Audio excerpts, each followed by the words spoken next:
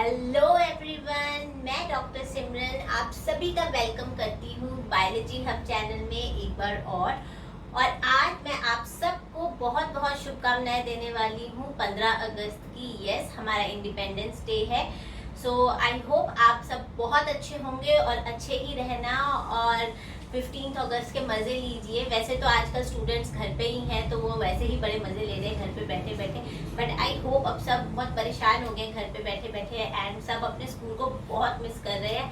But कोई बात नहीं, अगर आप पढ़ाई मिस कर रहे हैं तो वो हम आपकी होने नहीं देंगे, लेकिन अगर आप फ्रेंड्स मिस कर रहे हैं तो उसके लिए तो आपको फिर थोड़ा वेट करना पड़ेगा। So with this note, I welcome you everyone and please जिसने मेरा चैनल अभी तक सब्सक्राइब नहीं किया है प्लीज फटाफट जाके सब्सक्राइब का बटन दबाइए और जो घंटी दिख रही होती है ना उसको भी फटाफट दबाइए, लाइक करिए, कमेंट करिए और जरूर बताइए कि आपको कैसी लगी वीडियो। ठीक है, तो आइए आज का टॉपिक शुरू करते हैं। तो आज हम किस टॉपिक पे बात करने वाले हैं? आज हम टॉपिक जो हम डिस्कस करने वाले हैं वो है आपका माइटोकॉन्ड्रिया। ठीक है, आज हम आपका डिस्कस करने वाले हैं टॉपिक जो कि है आपका माइटोकॉन्ड्रिया। अच्छा, जब हम माइटोकॉन्ड्रिया की बात करते हैं तो ये कहाँ प्रेजेंट होता है? देखिए, आपका सेल है, ठीक है, सेल के अंदर आपका न्यूक्लियस है और इसके अलावा हमें पता है कि सेल के पास बहुत सारे औजार होते हैं जिसकी मदद से वो अपने काम करता है। उन औजारों को हम क्या बोलते हैं? Organelles, right? तो उन औजारों को हम ऑर्गेनेलीज बोलते हैं। उसी में से एक आपकी ऑर्गेनेली है माइटोकॉन्ड्रिया, जिसके बारे में आज हम डिटेल में डिस्कस करेंगे। ठीक है, तो माइटोकॉन्ड्रिया आपके कहाँ प्रेजेंट होती है? ये सेल है, ये आपका न्यूक्लियस है और ये जो सारा एरिया आपको दिख रहा है ना, ये सब है आपका साइटोप्लाज्म। तो साइटोप्लाज्म में आपका माइटोकॉन्ड्रिया प्रेजेंट होता है। ठीक है, तो ये तो हो गया उसके लोकेशन के बारे में। चलिए अब हम माइटोकॉन्ड्रिया एज सच डिस्कस करते हैं डिटेल में। Will start from the its structure. Okay, तो हम इसके स्ट्रक्चर से शुरुआत करेंगे सबसे पहले। ठीक है, तो माइटोकॉन्ड्रिया हम सबको इतना तो पता ही है फ्रॉम द 10th, आपने 8th में भी पढ़ा है कि आपका जो माइटोकॉन्ड्रिया है वो आपका power house of the cell होता है। क्यों पावर हाउस होता है? क्योंकि वो सेल की एनर्जी करेंसी बनाता है जो कि है एटीपी। ठीक है, तो इसको तो हम अभी थोड़ा होल्ड पे रखते हैं इस टॉपिक को, पर सबसे पहले हम डिस्क्राइब करते हैं माइटोकॉन्ड्रिया का स्ट्रक्चर। तो सबसे पहले we are going to discuss about the structure of mitochondria, right? तो जब हम आपकी स्ट्रक्चर की बात कर रहे हैं ना, तो सबसे पहले एक तो ये है ओवल शेप। ठीक है, कैसा है? सबसे पहले मैं लिखती चली जाती हूँ, ठीक है, तो आपको याद रहेगा कैसा है। ये ओवल शेप है और डबल लेयर्ड है। ठीक है, डबल लेयर्ड है, यानी 2 मेम्ब्रेन प्रेजेंट है। डबल लेयर्ड में भी जो अंदर की मेम्ब्रेन है, ये देखिए, ये तो हो गई बाहर की मेम्ब्रेन। जो इनर मेम्ब्रेन है वो आपकी फोल्डेड होती है, इस तरीके से फोल्डेड होती है। ठीक है, तो इंटरनल मेम्ब्रेन आपकी फोल्डेड है। सो ये जो आपको ब्लू कलर में दिख रही है ये है आपकी आउटर मेम्ब्रेन, राइट? और जो इनर मेम्ब्रेन है जो फोल्डेड है ये है आपकी इनर मेम्ब्रेन। ठीक है, ये आपकी इनर मेम्ब्रेन होगी। अब जो आउटर मेम्ब्रेन और इनर मेम्ब्रेन, देखिए, ये आउटर मेम्ब्रेन और ये इनर मेम्ब्रेन, इसके बीच में भी तो ये स्पेस है ना, आपको दिख रही है। ये स्पेस को हम क्या बोलते हैं? इसको हम बोलते हैं इंटर मेम्ब्रेनल स्पेस, यानी 2 मेम्ब्रेन्स के बीच की जो स्पेस है वो हो गई आपकी इंटर मेम्ब्रेनल स्पेस।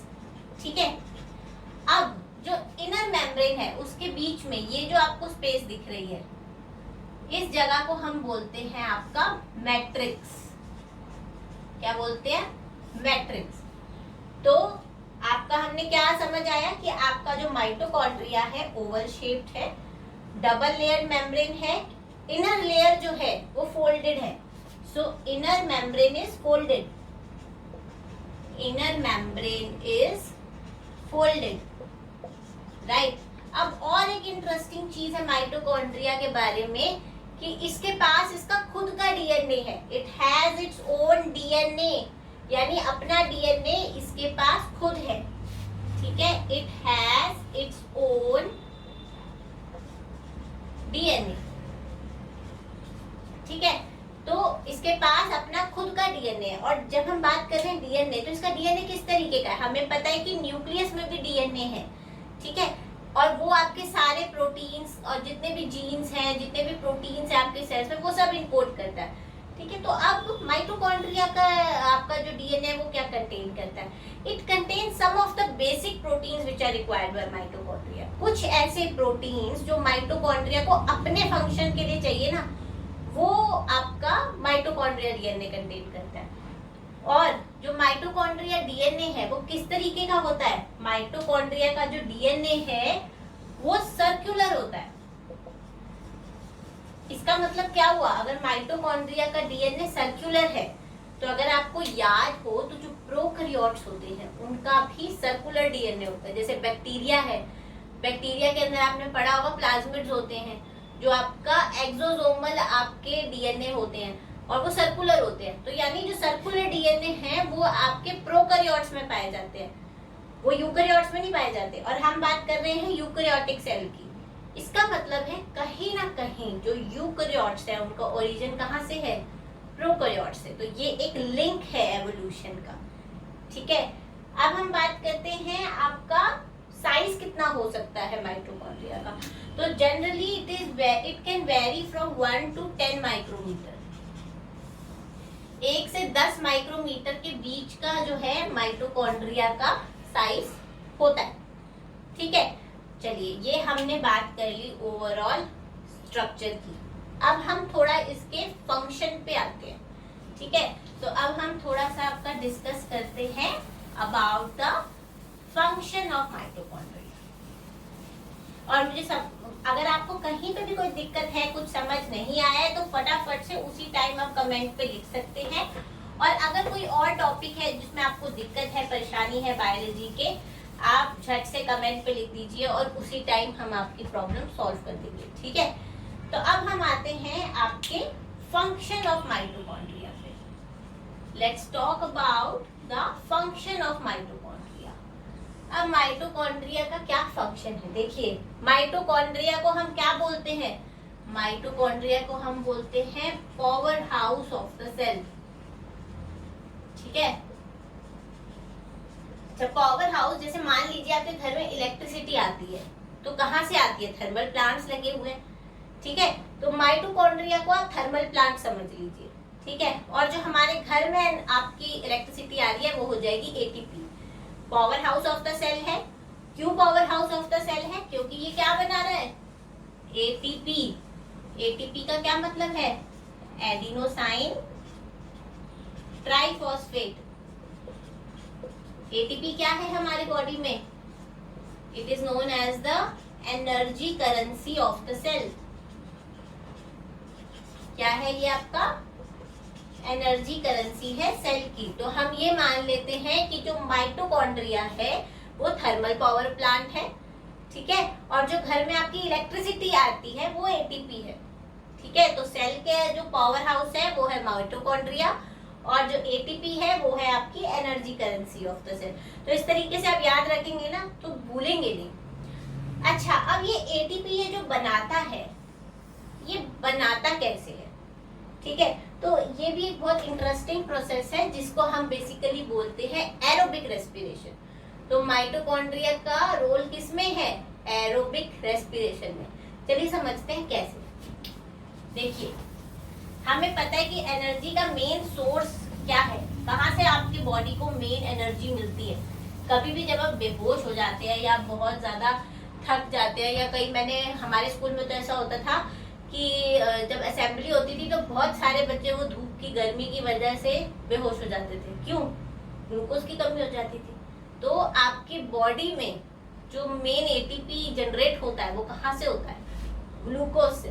ठीक है, तो हम जो भी आपके कार्बोहाइड्रेट्स लेते हैं, देखिए जो भी हम कार्बोहाइड्रेट्स लेते हैं वो जब आपका डाइजेशन होता है या जो भी आपके डाइजेस्टिव एंजाइम्स आपके प्रेजेंट होते हैं सलाइवरी ग्लैंड्स में या आपके स्टमक में, वो अल्टीमेटली कार्बोहाइड्रेट को ब्रेक डाउन कर देते हैं ग्लूकोज में।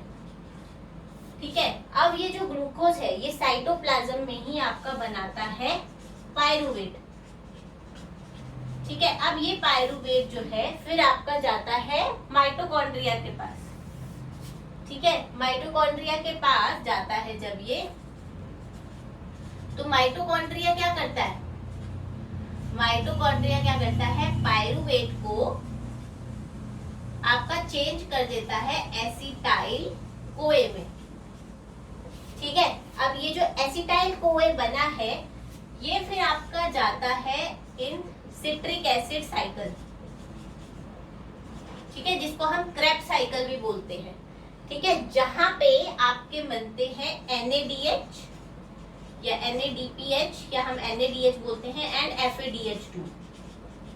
ठीक है, अब ये NADH और FADH2 में क्या होता है, ऑक्सीडेटिव फॉस्फोराइलेशन होता है।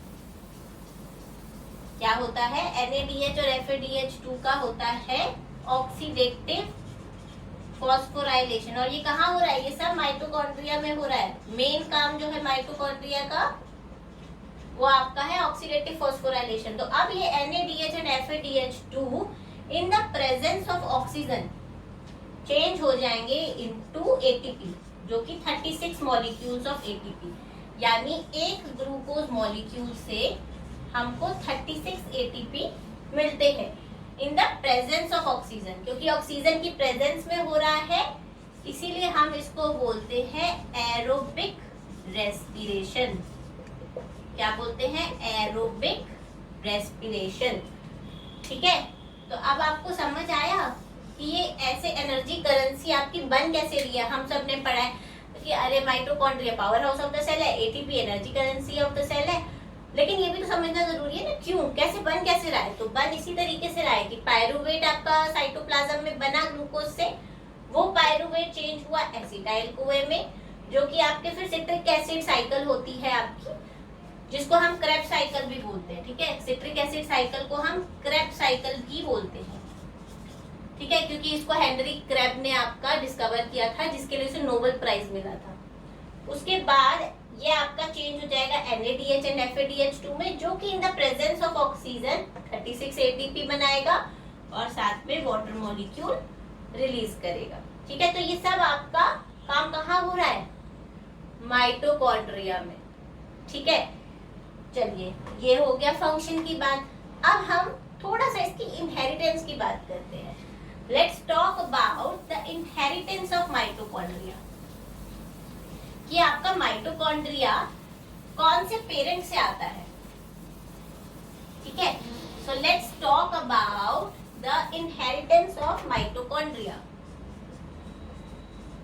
इनहेरिटेंस ऑफ माइटोकॉन्ड्रिया, देखिए माइटोकॉन्ड्रिया जो है वो आपके कौन से पेरेंट से आता है, इसके लिए हमें थोड़ा सा बैक जाना पड़ेगा और फर्टिलाइजेशन पे थोड़ा फोकस करना पड़ेगा। अब फर्टिलाइजेशन में हमें पता है क्या होता है कि आपका एग सेल होता है जिसको आपका स्पर्म फर्टिलाइज करता है, और स्पर्म का कुछ इस तरीके का स्ट्रक्चर होता है कि इसकी टेल होती है एंड हेड होता है। तो हेड के अंदर आपका DNA होता है, जैसे ही हेड इसके साथ कोलाइड करता है अंदर DNA पहुंच जाता है और टेल वगैरह सब टेकन ऑफ हो जाती है, और स्पर्म की टेल में आपके माइटोकॉन्ड्रिया होते हैं, बट उनका इनहेरिटेंस से कोई लेना देना नहीं है। तो यानी जो आपका मेन DNA, आपका मेन माइटोकॉन्ड्रिया आ रहा है वो आ रहा है एग सेल से। तो आपका जो माइटोकॉन्ड्रिया है, mitochondria is maternal in nature. ठीक है, तो माइटोकॉन्ड्रिया जो है इसका क्या है, मैटरनल इनहेरिटेंस है। क्या है, मैटरनल इनहेरिटेंस है, यानी मदर से आपको मिलता है। ठीक है, सो आई होप आपको ये सब अच्छे से समझ आया होगा, और अगर आपको आया है तो प्लीज चैनल को लाइक करिए, सब्सक्राइब करिए और कमेंट जरूर करिए। धन्यवाद।